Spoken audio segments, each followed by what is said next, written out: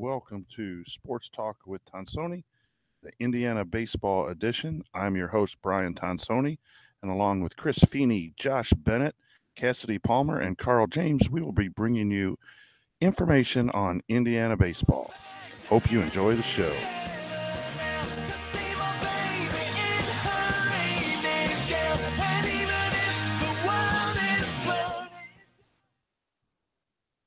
Hello, everyone, and welcome to this week's edition of Talking Hoosier Baseball. I am your host, Brian Tonsoni. The regular season is over. A Big Ten tournament is over, and NCAA postseason play is here. The Indiana Hoosiers are playing in the postseason NCAA version for the fifth time in 6 years. This is and has been a great stretch of baseball over those years, so let's get started with the show. Last week was the Big Ten tournament.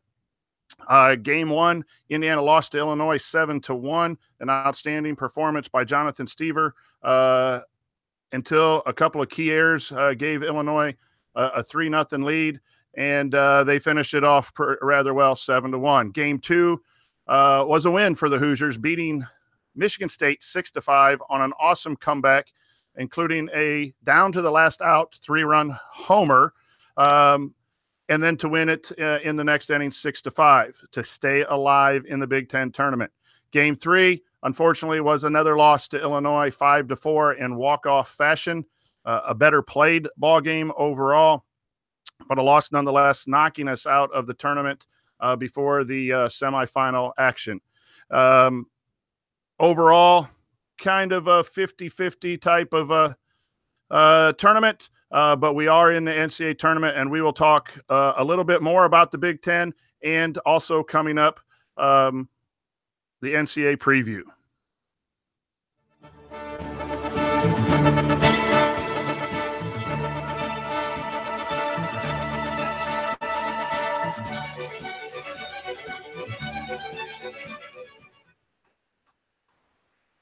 Our regular Hoosier Highlights segment this week will focus on the Big Ten tourney. Guys and gals, what are your thoughts on the IU performance this past week, and do you think it has any impact on the NCAA? We'll start with you, Josh. Yeah, thanks, Brian. It was a little disappointing. We'd won the last six coming into the tourney after a bit of a tough stretch, and basically we're a 2-out, 3-run home run in the ninth inning away from being 2-out. I kind of hope that after that, that would get some momentum going. And then we lost a tough one the next day. But you know what they say in baseball, momentum is only as good as tomorrow's starting pitcher. We've got a guy going in the opener that pitched 6 innings last Friday, like you talked about in the recap, didn't give up an earned run. This team has shown an ability to be streaky all season, both good and bad. But we have a 7-game win streak, 7-game win streak, 4-game win streak, 9-game win streak, 6-game win streak, all this season, and it only takes 3 to win a regional. So I think they're more than capable, and I don't think they'll have a problem flipping the switch. I agree with you. The key thing there is to win. You don't have to win as many games in the regional. We're going to send it to Cassie, but here's a little bit of a preview on what Cassie's going to be talking about. Just a bit outside. He tried the corner and missed. We'll play that again. Just a bit outside. He tried the corner and missed. Cassie, what's your thoughts on the Big Ten tourney? So the thing that really stood out to me was the IU pitching staff, which has consistently pounded the zone all season long, just could not find the zone. And it was all of the pitchers at one point or another just about had trouble. Regular season, 64% of the IU pitches were strikes. Big Ten play, 63.7%. So right up there at the season average. In losses on the season, it was almost 63%. In wins, it was 64.5%. Big Ten tourney, it was 58.8%. For that sample size, that's a big drop. It was consistent throughout the end. We struggled to find the zone. And I'm thinking that doesn't translate too much to the regional. I'm thinking we're going to be more in that, at least that 62-63%. And that does make a big difference. I mean, even just that Illinois game with walking a couple guys and then letting Spillane get a hold of one. It turns it from a solo shot to a 3-run bomb. So I really think that the pitching staff finds the zone in Texas and does well. Well, I think they're going to need to because, again, I think your analysis of the Big Ten tourney, your preview about giving free runs in that park came back to haunt Indiana. I think you were absolutely right. And now you're bringing that errors in one game and then the walks in another game, and you got to make people beat you in that big park. It'll be interesting to see how the ball plays in Texas. You would think that there's a chance for a little more home runs, yes. Which Cassie, your walk situation definitely seems like something to be concerned about. Chris, your thoughts on the Big Ten tournament? Well, for me, it was like the good, the bad, and the ugly. I used to play on a softball team. That was the name of the team, the good, the bad, and the ugly. And GBU for sure. That's what we called ourselves. And this was really all three, right? We had the good. We had down 5-0 in about the 6th inning. We'd come back and win the game. We got the bad, for me, was the hitting with runners in scoring position. We had chances. You know what I'm saying? It was disappointing what happened. And the errors were ugly. So you had your good, your bad, and your ugly. It was very disappointing. I left that third game definitely with a sour taste in my mouth. I'm glad we get to rev right back up Friday and go because, I don't know, it didn't seem like we were sharp. We weren't on point. Execution wasn't there. It was disappointing. You brought up a couple things that bothered me a little bit too. Which one, the errors or the runners in scoring position, concern you the most going forward as something more likely to, unfortunately, continue? I would say that because of who the errors were from, I'm going to say runners in scoring position because I don't expect Jeremy Houston and Melvin Sowers to make errors like that again. But runners in scoring position have been an issue all year. So we have to take advantage of the guys we get on base. And we just didn't, you know what I mean? And it was disappointing. And at one point, I think it was about 14 innings, we had like 2 hits. Then we started getting some hits, and then bases loaded, strikeout. Bases loaded, strikeout. We left a ton of guys on before Borski bailed us out in that game. We are a power team, and we do like to score runs in bunches with the home run. And we might have to I think we have to be better offensively. Carl, your thoughts on the Big Ten tourney? What I saw really was an exaggeration offensively of what the whole season's been like, which is the inability to hit early in the series, the inability to hit the Friday starter and the top relief pitcher. But you follow that up with the ability to come back late on the bullpen of a weaker team, on the second game of the series. And we've seen that narrative play out again and again this season. It just seemed to play out in an exaggerated fashion where it was like, okay, instead of not being effective at hitting, they were completely lost. And then that huge comeback on Saturday. I'm just concerned about the first part of that continuing as a trend into the NCAAs, but I do have a reason for some optimism, which I will get to in these previews. So this could be back to Carl or to anybody too. What do you do? Do you bunt more, which Wintercoat would not be very happy about, or do you hit and run? What do you do to make sure we're moving runners along and trying to improve what Chris talked about and Carl talked about? I'll start with you, Carl, real quick. What would you do? Would you put people in motion that way, or would you just let people hit?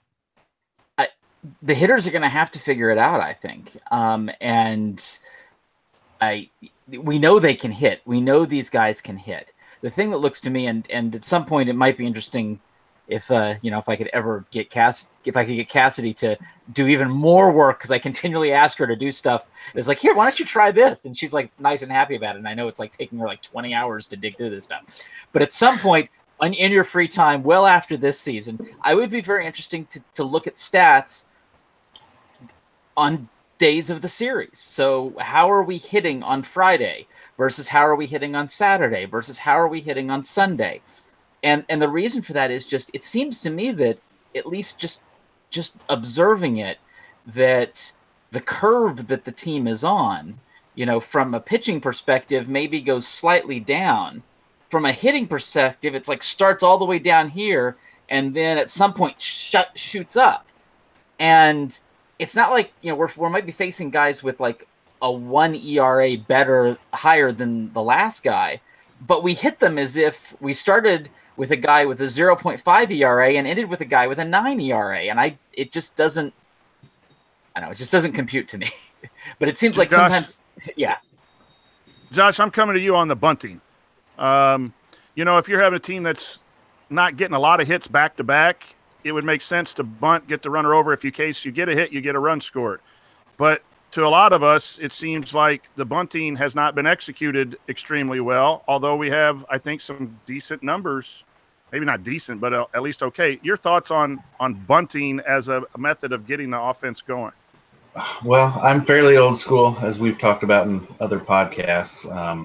I'm more apt to bunt whenever it's called upon by the book, but it just seems like with this team right now, I don't know that I'd be doing that. I think they're pressing a little bit and free swingers, and if they square one up instead of popping a bunt up to the catcher or right back to the box, maybe that's the thing to do. I don't know that I've seen anything like this recently, so I don't really have a good answer for that necessarily, but I think at this point I'd let these guys swing. I think they're overthinking it too much. And the other thing you could possibly do is hit and run. We've been grounding into a lot of ground ball outs and double plays too after we get a leadoff hit or a guy on base, that you could put runners in motion, but that means you have to have guys who are going to hit the baseball too. If you have swing and miss guys, you could be running into outs as well. We'll see. Go ahead. And it seems like we strike out quite a bit. Maybe Cass can straighten me up on that. It just seems like we do whenever it matters, so I wouldn't necessarily feel comfortable putting the runners in motion like that either. So I don't know. We'll see what Limo has. We got to trust in Limo. 3 years in a tournament out of 4, not been done at IU. So you got to put trust in him that he's going to figure out how to do that against quality opposition. And kind of off the script, former IU baseball player Kyle Schwarber just went yard about 30 seconds ago. So there's a little bit of live reporting for Indiana. Awesome guys. So we're going to go over to our Limo hats for the Big Ten tournament, and due to some technical difficulties last week, we were going to do an awards and add them up and all that, but we've decided to maybe push that back and just keep going as we have been going. But we'll welcome back Chris Feeney and the Limo hats for this week. All right. Originally we didn't want them to feel the pressure of the postseason to worry about getting a Limo hat. We want to focus on the game. But I had a little technical difficulty. I'm glad I'm back today. That was rough. Google Hangouts did not like me. For today's Limo hats for this week, obviously this is the good. We talked about the good, the bad, and the ugly. Well, this stuff is really good. And for the pitcher of the week Limo hat, we're going Tommy Summer. Okay? Illinois, I looked this up, believe it or not. I felt like Cassie. Illinois had 9 runs and 13 hits. That lineup, the previous, 9 runs on 13 hits in the previous 9 innings off our pitching. If you went back to the other game and then Tommy Summer shuts it down, okay? So if you added up the Illinois innings and the Michigan State innings, it was 9 runs on 13 hits. Tommy Summer comes in 2 zeros, okay? No hits, no runs, gives us a chance to come back. It was huge. At the time when it was happening, did I think it was that huge? I'm not going to lie, I really didn't. But when Matt Gorski could tie the game like that, then it became big. And then we're going into the other 2 Limo hats. Defensive Player of the Week Limo hat, the Tony Butler Award, is Matt Gorski for coming in from left field. Guy on second, saving that run. What a catch he made. Full extension, saved the run, and now he picks up another defensive Limo hat. I believe it's his second. And for the hitting, big surprise here. There was a lot of choices for the Alex Dickerson Limo hat, but we decided to go with Matt Gorski. And that'll be Gorski, and Tommy Summer for, I'm not even sure what week this is. We'll call this the Big Ten week. And, next week we're going to go it again. We're going to have regional Limo hats, and then hopefully super regional Limo hats, and then hopefully Omaha regional hats, Limo hats. And that's all I got. We're just going to keep giving out Limo hats all the way up until fall. We might have to do fall ball Limo hats. I'm doing it. All right. Chris, also, you've been following some high school IU commits. Were there any standouts this last week as a state tourney has started playing here in Indiana? What have you been seeing? I got to tell you, we had two humongous pitching performances. Now, we have Braden Tucker, 20 strikeouts. Okay? The guy went Kerry Wood on Northview. 20 Ks. The game went 9 innings. It was a 1-0 win, and he scored the winning run. So between his 20 strikeouts and scoring the winning run, you get both. Okay? Then we also had Ty Bothwell, no-hitter, his 4th no-hitter of the season, 17 Ks in that one. So we had 2 huge pitching performances. We have 7 future Hoosiers still alive when it comes to the regionals, right, for this weekend. I'm just going to read them off real quick. They deserve a little shout-out. Grant Richardson from Fishers, Ty Bothwell from Boone Grove, Michael Dungelberger from St. Joe's. Then we have 2 future Hoosiers on Columbus East. That's Cole Gilly and Casper Clark. And then we have Sammy Barnett from Silver Creek. And finally, Gabe Bierman from Jefferson. So we have 7 future Hoosiers still alive on 6 different ball clubs. Congratulations to them on their sectional championships. So be watching for those future Hoosiers in the state tournament. It's a regional time right now in Indiana, so those are some guys to follow. And you know why? No. Because there's no crying in baseball. There's no crying in baseball. No crying. Howdy, Jimmy. Well, Carl, there's not supposed to be any crying in baseball, but you noticed something otherwise. What do you have? What I have is what I'm just sharing here for those people that are only listening to this. It's a tweet sent out by @Illini Baseball, in which this was done on Sunday, which compares the resumes of Indiana and Illinois, followed by a whole bunch of pictures of Illinois players celebrating their defeat of Indiana. I just going to get on a soapbox for a little while. I don't want to disrespect the Illini. We, as Indiana fans, were pulling for the Illini to get into the NCAAs. They did not. They were among the first 4 teams officially out in most of the predictions and by the NCAA's final determination. We were pulling for them. We want Big Ten schools in regionals. As a conference, we want to bring the rest of our conference. Yeah, we're playing each other. We're rivals, and we're wanting to beat each other. But when it comes time for the postseason, we want to be behind each other. We want to push each other. We want the conference to succeed.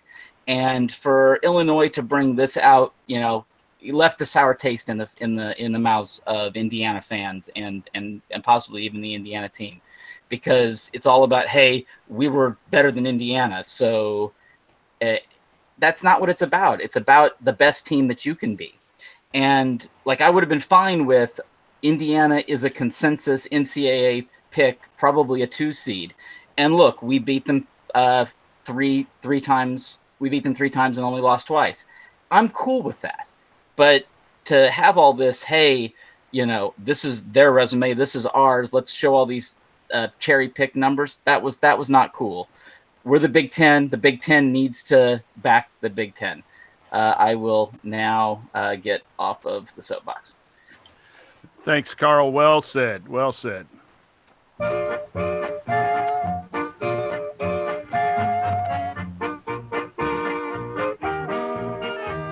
The stars at night are big and bright. Deep in the heart of Texas, the prairie sky is wide and high. Deep in the heart of Texas. And Texas it is, as the Indiana Hoosiers have been selected in the 2018 NCAA baseball tournament, and they will be playing in Austin, Texas, the home of the Texas Longhorns. And we are here now to preview that tournament. Real quick, Indiana plays at 5 o'clock on Friday against the 3rd seed, Texas A&M, from the SEC Conference. That will be televised on ESPN2 at 5 o'clock. The other game is Texas versus Texas Southern That game is scheduled to start at 9 o'clock. That'll be broadcast on the Texas Longhorn broadcast station if you get that on your cable television. It is a double elimination regional, so you have to lose twice in order to be eliminated. Saturday afternoon at 2:30, the losers play, and later in the evening, the winners play. And after that, the loser brackets get solved until all the way Monday at the latest. If not Sunday, a champion of the Austin Regional is determined. So with that in mind, we're going to give you a preview of the teams. I'm going to start off sending it to Chris with our opponent, the number 3 seed Texas A&M. What do you have on the Aggies, Chris? All right, Texas A&M Aggies, the creator of the Ball 5 chant, many of you know. They've got a wild crowd, and I'm sure they're going to bring a whole bunch to Austin. This is going to be feeling like a road environment. There's no doubt about that. They're 39-20, 13-17 in the SEC.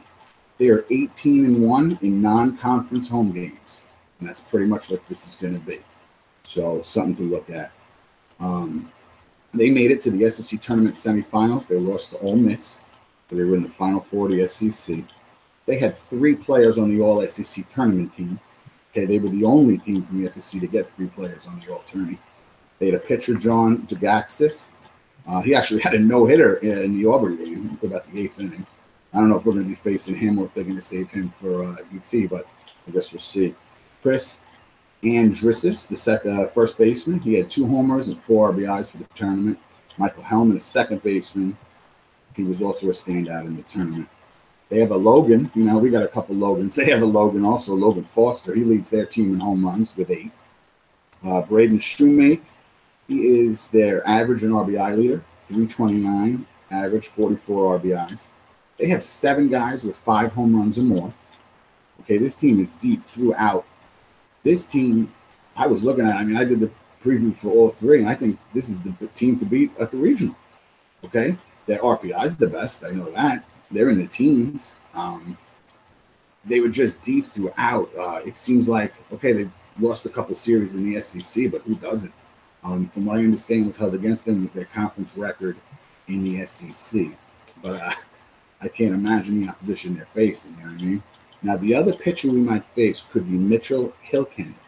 He was 8-1 at one point. He has lost his last 3 decisions, but Florida, Ole Miss, and Auburn, I believe, are the teams. So, I mean, these numbers and what I was looking at, and to have this all in the SEC against their pitching in those teams was really impressive. But Kilkenny's real good. He pitched. They saved him for the Ole Miss game in the tournament, and he went 8 innings. He just gave up 2 runs, and he had 7 strikeouts. So this is a team. I feel like if we were able to steal this one, I mean, this is going to be the hardest team we face. The crowd is going to be wild. No 4-pitch walks because they just riles them up even more. They'll chant the first name of every reliever the minute he goes behind an account.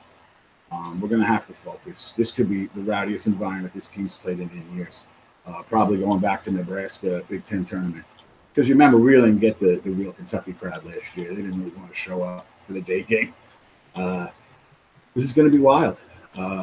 We've got a big, big job ahead of us. And Steve has got to be on point. The defense has got to be on point. There can't be any 4-out innings against this Texas A&M team. Carl, what do you have on Texas A&M record-wise? Okay, well, I've got, just like Chris said, they are the highest RPI team in this regional. They're the second highest RPI team that did not get a host seed.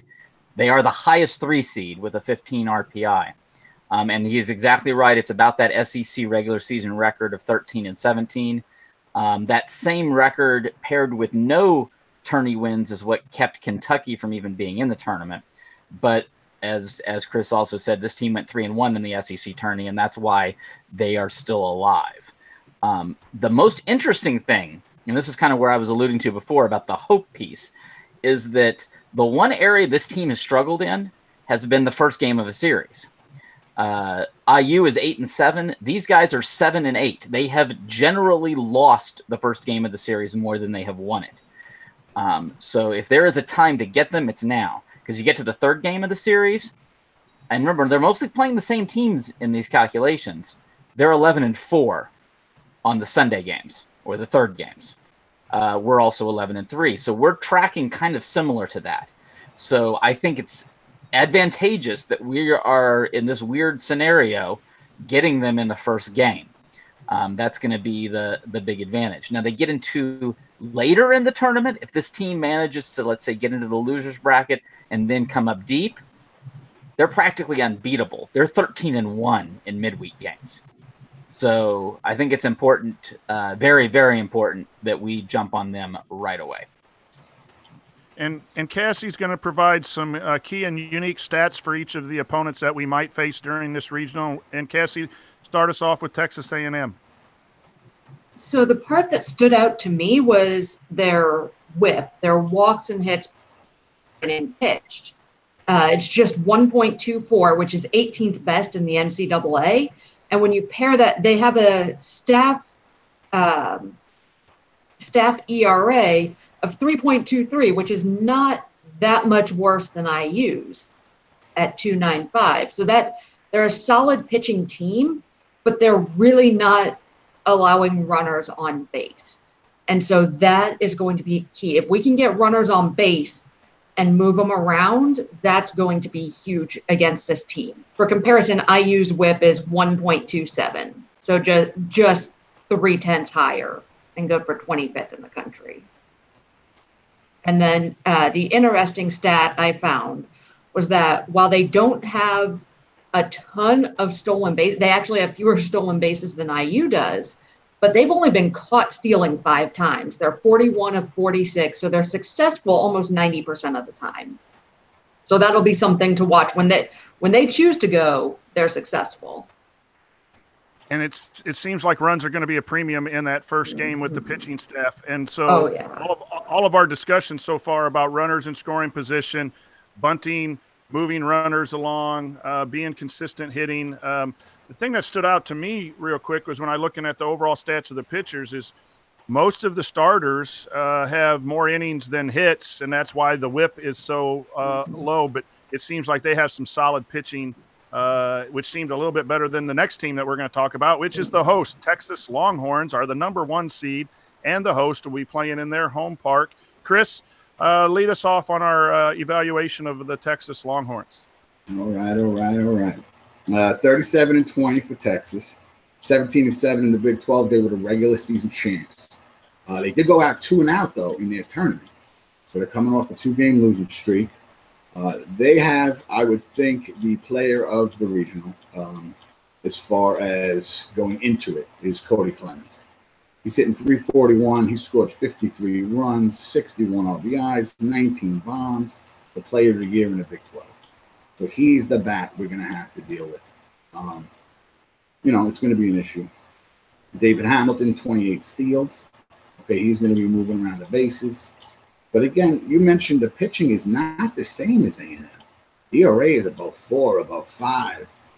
It was hard to really even figure out as far as who we might see, obviously, because we don't know when we're going to face them. If we face them, they could go 2-0. Nolan Kingman, though, seems to be the guy 7-3.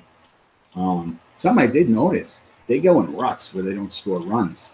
They only scored 3 runs in the Big 12 tournament in those 2 games. And there was a couple of other consecutive games where they might only have a total of 4, stuff like that. But obviously their crowd is going to be into it. It's going to be another, if we play them, it's going to be another wild environment. And again, not that the part isn't great, and not that other Big 10 stadiums can't get riled up, but this is going to be something that this team is not used to. So we're going to have to keep that cool. Got to be on point.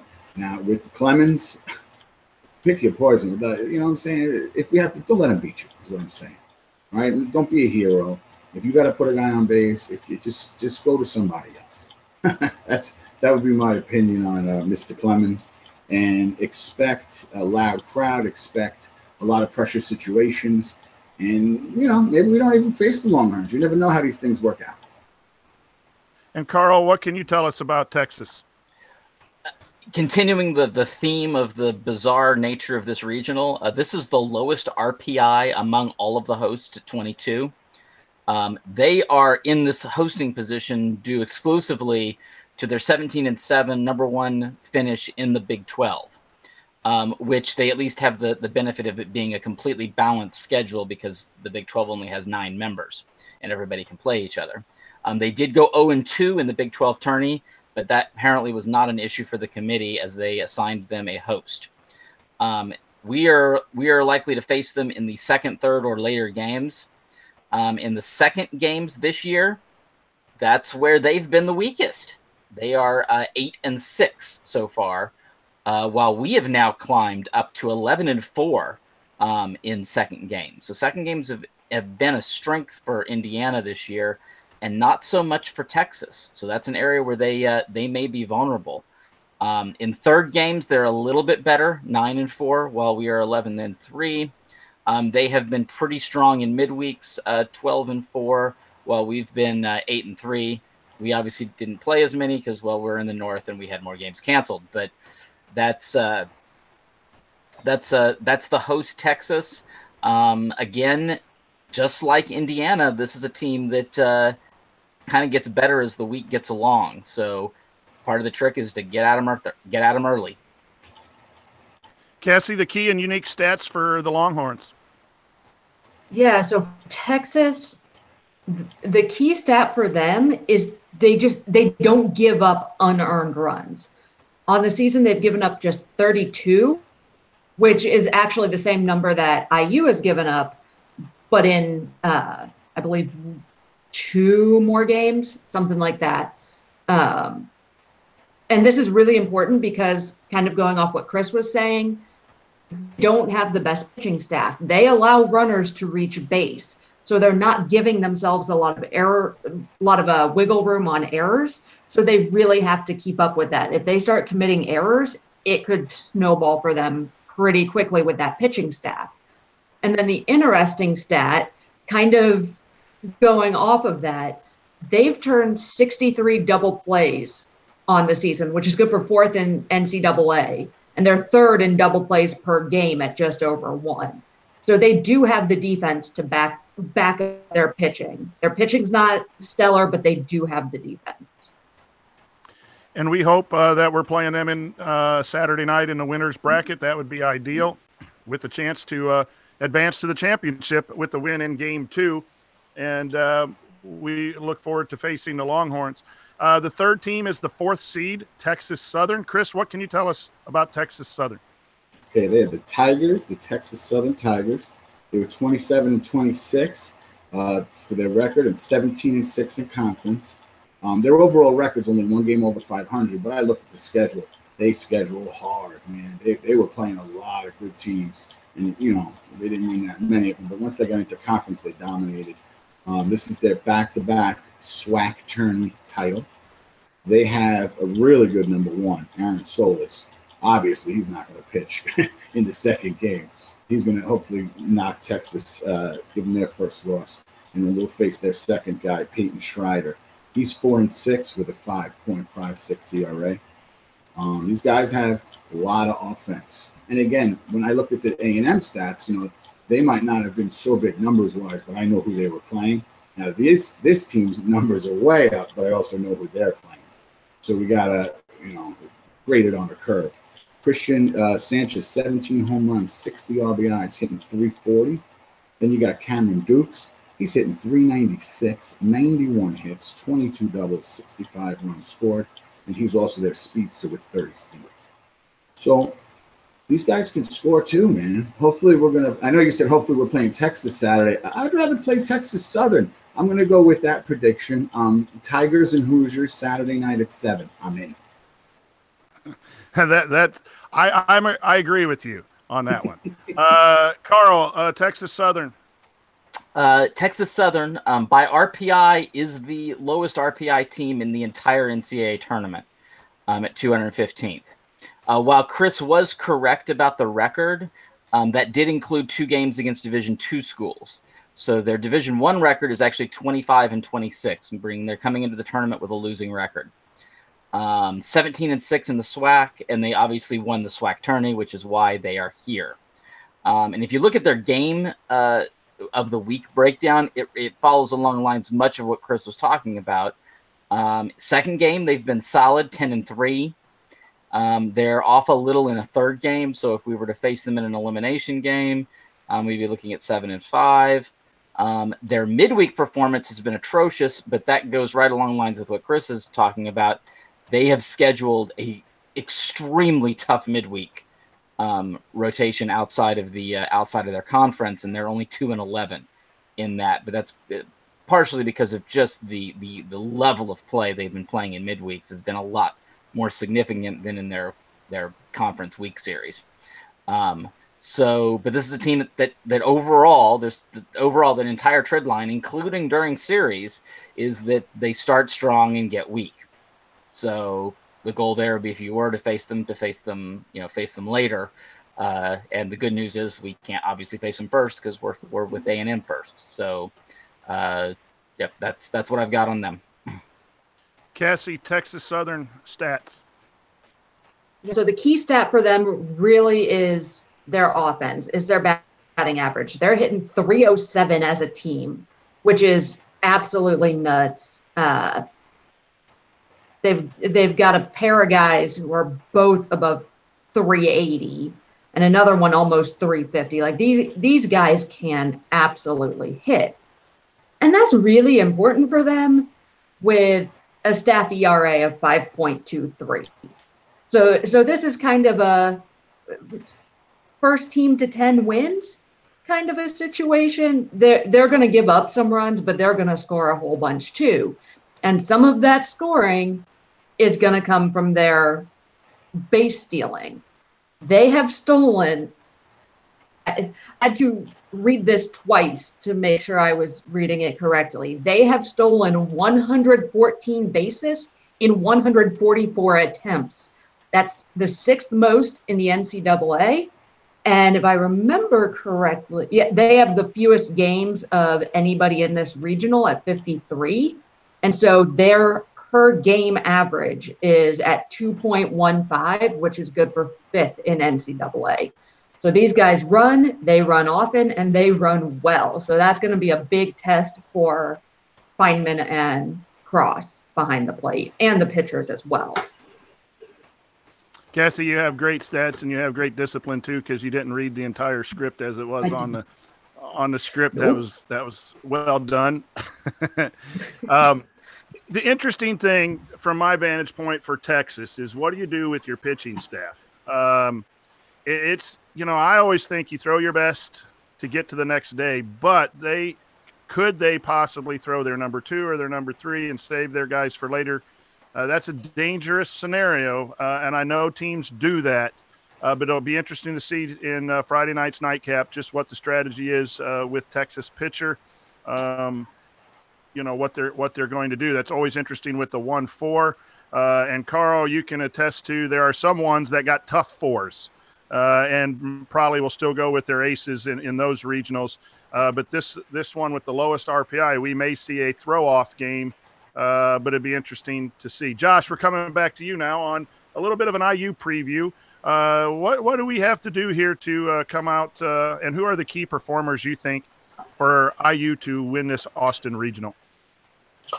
Well, I'm gonna keep it a little more broad than that and just go pitching versus offense. I think obviously on pitching, we have to get back to throwing like we're a team with the top 10 ERA in the country. It's not that they've been bad lately at all, because they haven't, but just maybe not quite as dominant as we have been. We've got 4 starters who have proven this season they have the stuff to shut down any offense, whether it be Cam, Timmy, Paulie, or John, and just as many in the pen that can do the same thing. I think if we keep it clean in the field behind them, let them settle in, get some confidence, relax, show us what they can do, and get back to what they've shown us this season, get in the rhythm, I think that will be a big help to them leading us to a regional title. And but I think more importantly than the pitching angle this weekend is going to be the offense. We've been throughout the podcast here, we were trying to hash that out earlier. I think it starts with being patient at the plate. In the 2 losses this weekend, we had a total of 3 walks. We scored 5 total runs, so I think we need to stop pressing at the plate so much and start taking advantage of the opponent's mistake and the mistakes. In the last Illinois game, we lost by 1 run, and they committed 3 errors. We had 5 runs; they were all earned, so that means we obviously had some other opportunities out there that we didn't take advantage of. And in that same game, 1 through 7 in the lineup had a hit, but they were just spread out. We need to start getting some in bunches like we did earlier. And we won a lot of games by getting, multiple crooked numbers multiple times throughout the game. And finally, I think we just have to get more than one guy going. It's been a while since we've had a multifaceted attack.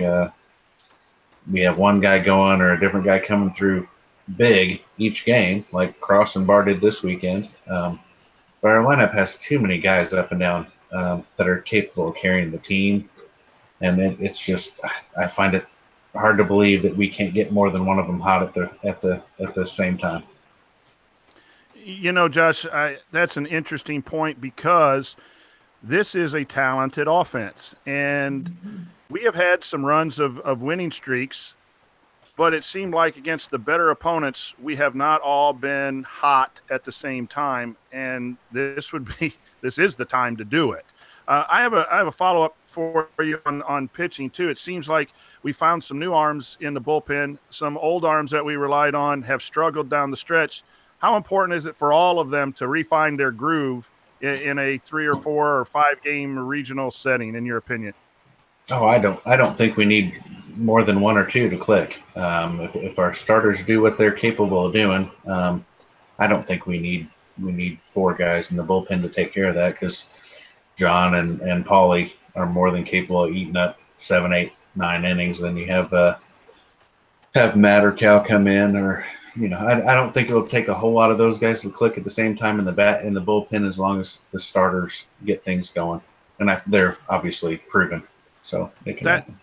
I agree with that. I do like Selfrank and Tommy coming out of the bullpen. I thought they've started to come on strong. And if BJ and Cal can refine what their magic that they had for most of the year, short of a week or two, I like the fact that no matter who we need to go to, again, now's the time for the pitching staff and the offense all to click. Cassie, some key stats for our Indiana Hoosiers. Yeah, so the key stat that I really caught my eye for IU is the staff ERA of 2.95. It's the best in the regional, one of the best in the country. And to give this offense a chance to win it, the pitching staff's going to have to do really well. I mean, the number of times poor Stever has been on the bad end of a 0 to 2 run output by the offense. So these pitchers, there is a little bit of pressure on them to keep the other team down. The unique stat, and kind of goes off of playing A&M and Texas Southern, between Ryan Feynman and Wyatt Cross, they have caught 46% of the runners trying to steal on them. The next closest in the regional is Texas at 35.5%. And then the other two are right about a quarter of the runners that they've caught. And I tried to find national rankings, national statistics for this, and they just don't seem to exist anywhere. But I've got to imagine that catching almost 50% of the runners trying to steal on you, that's got to be way up there. And so when you're facing a team that has 114 stolen bases, or a team that has only been caught 5 times, that could come up big. And Cassie, you put together some comparison stats of the 4 teams in the regionals. What did you find in those areas? Yeah, so I kind of looked at 3 different things. I looked at extra base hit rate. So are these teams hitting the ball hard consistently? I looked at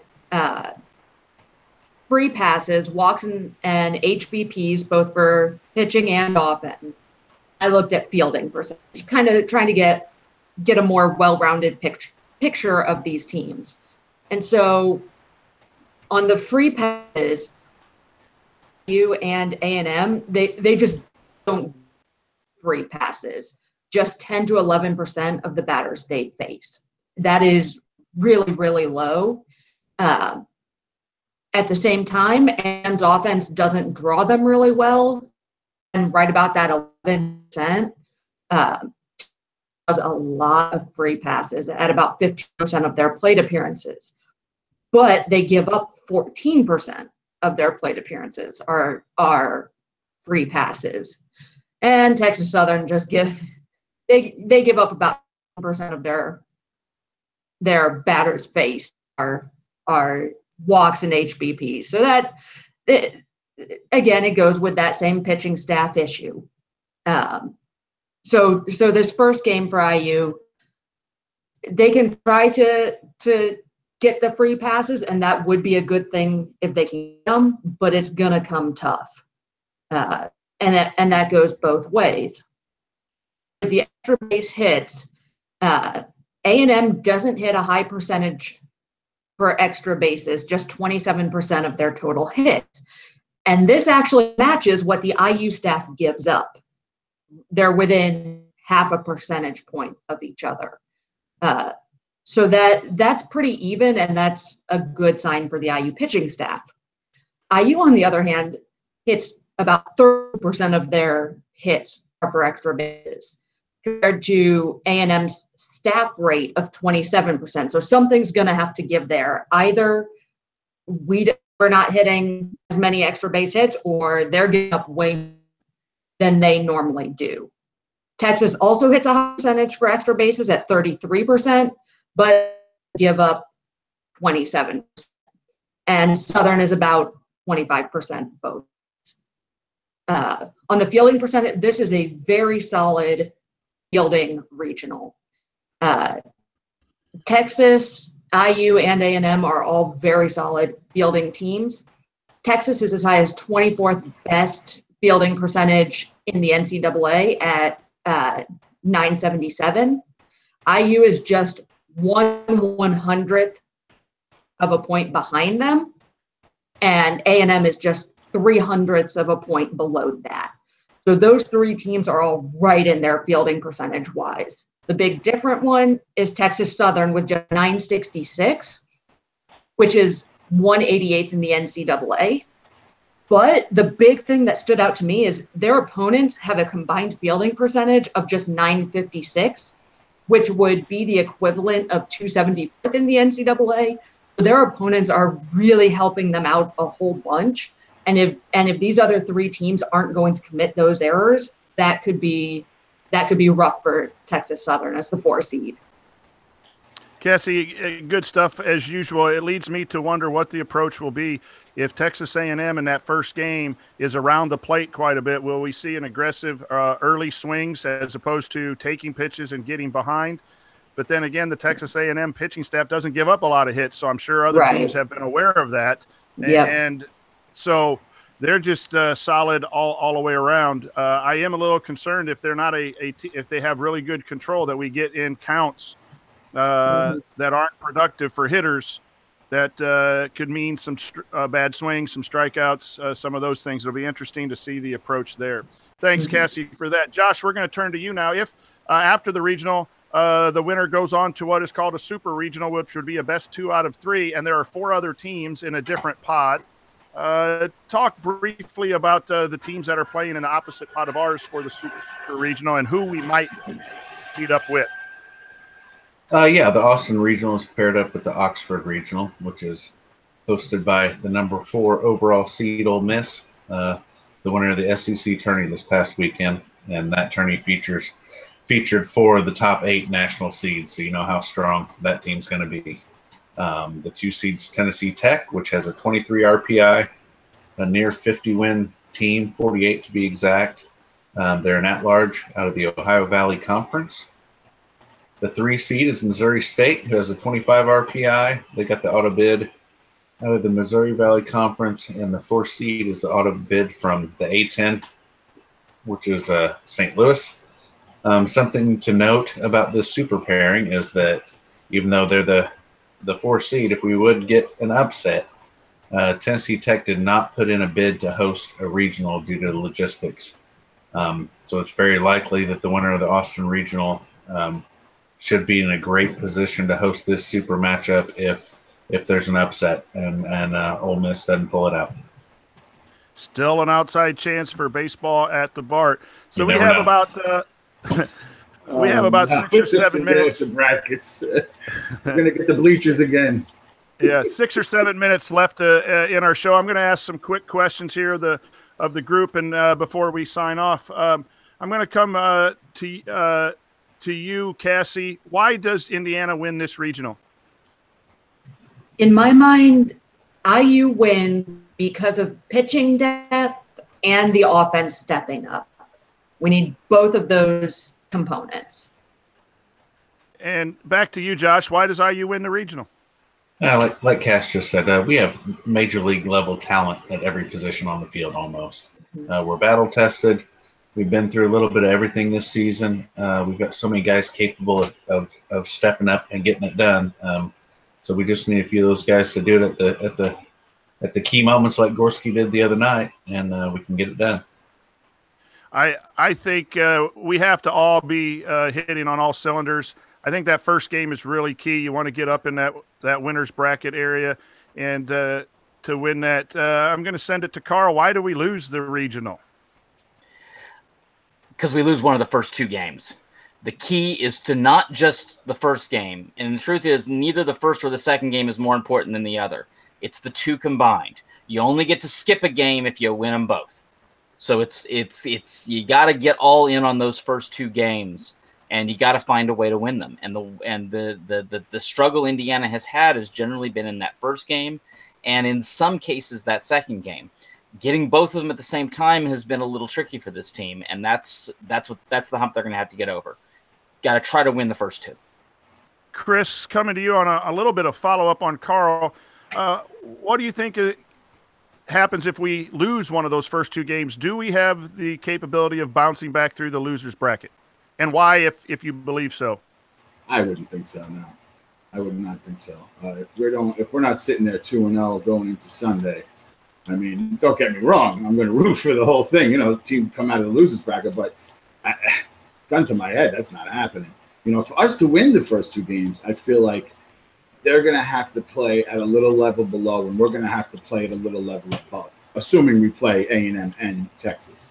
Now, we're going to get opportunities pitching-wise, I feel like. But if they make a mistake, we have to crush it. If they make an error, that runner has to score. We have to communicate in the field. Even though the crowd is loud and crazy and everyone's going nuts, we have to play a perfect game where I feel like they could play a number 8 game. Let's say we have to play a 10 game. And to me, that's the reality of the whole thing. We have to be on point both games. And we're not – honestly, no, I don't think we would come out if we're not 2-0. I think Carl's 100% right. Now, could we possibly be playing Texas Southern on Saturday? I'll root for that. And we go A&M, we go Texas Southern, and then we go from there. But really, I honestly, everybody's like, oh, the Texas Regional, what a break. I don't know. I think these teams are pretty good. And I think we're going to have to play above our level, and I think we're going to have to take advantage of every mistake that they make. Well said, and I agree with you, but I hold out hope that we can Stanford somebody else. We were the number 4 national seed, and Stanford as a 3 seed, I think they were 3 seed, came back through the losers bracket and won that regional. We have had Kentucky also did it in our regional that we were in. Kentucky made it out of the loser bracket, so it can be done, but it's going to be real hard.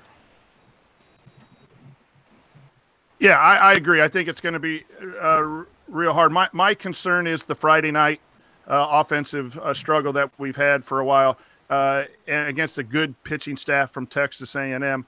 And I unfortunately think we'll lose one of those first 2, and then we'll battle and win the second one and possibly win the third one, and that'll put us in the last 2 situations. So that's kind of where I'm leaning. Any other predictions? We'll start out, Feeney, your quick predictions. We got about 4 minutes left. Again, right down the line.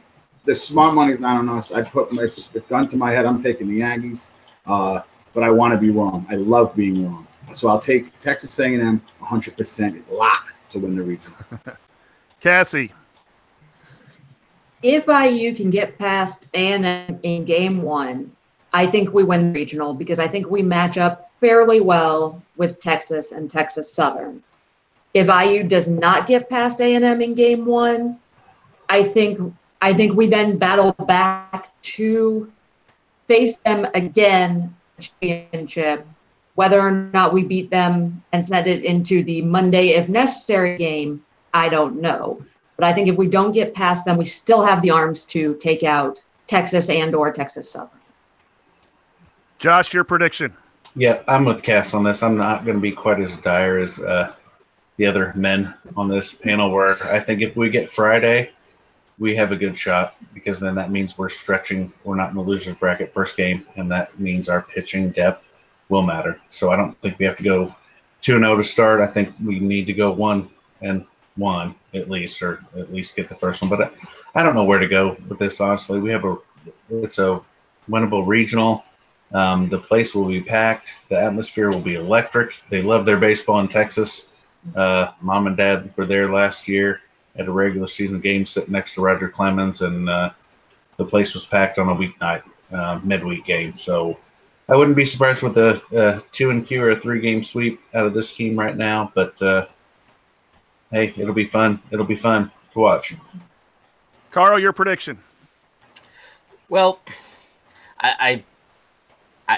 if we were to look at it, I would say you're most likely looking at a split for Indiana in the first 2 games in some sense, which I think could very well lead to, let's say Texas does, take that home field advantage and get into the winners bracket that sets up Indiana and A&M in the third game. Hey, Indiana got a shot at that one. And if Indiana has a shot at that one, I think Texas is beatable for the last 2. So, hey, Texas and Indiana has to beat Texas twice. The odds would be in Texas, but you know what? Indiana can possibly win that. I'm going with Indiana. I did so in the D1 baseball bracket challenge. I know you're all going to be in there, so you know my pick. I'm going with the Hoosiers. Can't pick against them. You're all crazy. I love you, but you're all crazy. Go Hoosiers all the way. If you're interested in joining our iubase.com bracket challenge, check out the article that was written on iubase.com. I don't think you have to subscribe to the D1 website to join the bracket challenge. We might need to get an email to you or something like that. Check out iubase.com for that, and all kinds of great coverage this week. All of these awesome people are doing great jobs on that website every day to bring you up-to-date information on our Indiana baseball Hoosiers. So that'll do it for Talking Hoosier Baseball. Please find all of our future podcasts on Sports Talk with Tonsoni, which can be found on your favorite podcast source, as well as under the Talking Hoosier Baseball tab on iubase.com. Please follow iubase.com on Twitter. Handle is at iubase17.